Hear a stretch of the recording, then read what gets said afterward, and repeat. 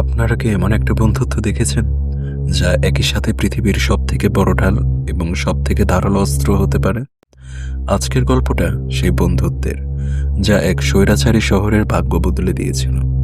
গল্পটা দেবা আর বরদায়ের। মুভি শুরু হয় এক শান্ত সাদামাটা দৃশ্য দিয়ে। আমরা দেখি দেবা, যে তার মাকে নিয়ে এক প্রত্যন্ত কয়লা খনিতে থাকে। তার জীবন খুবই সাধারণ, কিন্তু তার চোখ বলে দেয় তার অতীত মোটেই সাধারণ নয়। দেবা যেন এক ঘুমন্ত আগ্নেয়গিরি। ঠিক তখনই এক বিপদগ্রস্ত মেয়ে আধ্যার মাধ্যমে এক ভয়ঙ্কর ষড়যন্ত্রের সূত্রপাত হয়। আধ্যার প্রাণ বাঁচানোর তাগিদে দেবা তার সাদামাটা খোলস ছেড়ে বেরিয়ে আসতে বাধ্য হয়। দর্শকদের মনে তখন প্রথম প্রশ্ন জাগে, কে এই দেবা? কেন এই সাধারণ মানুষটার এক একটা আঘাতে হাজার হাজার সৈন্য লুটিয়ে পড়ে? গল্পের আসল সাসপেন্স লুকিয়ে আছে অন্য এক জগতে, খানসার। এটা এমন একটা শহর, রাষ্ট্র, যা বিশ্বের মানচিত্র থেকে মুছে ফেলা হয়েছে, যেখানে চলে শুধুমাত্র রক্তের আইন এবং সিংহাসন দখলের নোংরা খেলা। খানসারের যুবরাজ হলেন বরদা রাজামান্নার।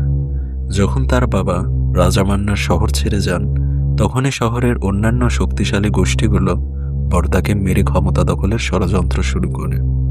বরদা তখন একাই বিপদের মুখে। যখন তার কাছে সব দরজা বন্ধ হয়ে যায়, তখন সে তার ছোট্টবেলার বন্ধুর কথা মনে করে, দেবা, যাকে সে একসময় খানসার থেকে দূরে সরে যেতে সাহায্য করেছিল।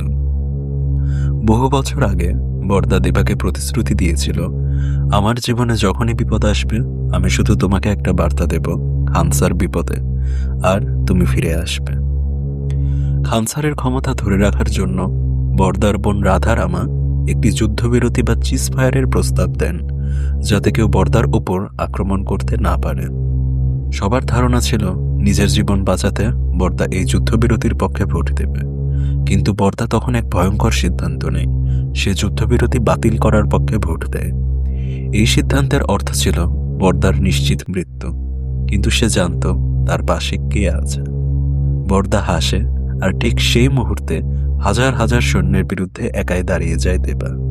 আর এই দৃশ্যেই আমরা জানতে পারি দেবাকে কেন বরদা সালার নামে ডাকে, যার অর্থ হল সেনাপতির থেকেও শক্তিশালী কেউ। প্রথম অংশে আমরা দেখলাম দেবার বরদার অটুট বন্ধুত্ব, যেখানে দেবা তার বন্ধু বরদার জন্য পুরো খানসার শহরকে নিজের কবজায় নিয়ে আসে। কিন্তু মুভির সব থেকে বড় রহস্য লুকিয়ে আছে শেষের দৃশ্যে। দেবা কি শুধু বরদার বন্ধু, নাকি সে নিজেই খানসারের সিংহাসনের আসল দাবিদার? বরদার বাবা যখন দেবাকে আর তার মাকে খানসার থেকে নির্বাসিত করেছিলেন, তখন তাদের আসল পরিচয় কি ছিল? ইতিহাস বলে সেরা বন্ধুরাই একদিন সব থেকে বড় শত্রু হয়ে ওঠে। সালার পার্ট 2 এর জন্য অপেক্ষা করুন, কারণ এই প্রথম পার্টে আমরা দেখলাম সালারের ক্ষমতা। পরের পার্টে দেখব এই অটুট বন্ধুত্ব কিভাবে পরিণত হবে এক ভয়ানক শত্রুতায়। দেবা আর বরদা কি সত্যি একে অপরের বিরুদ্ধে দাঁড়াবে?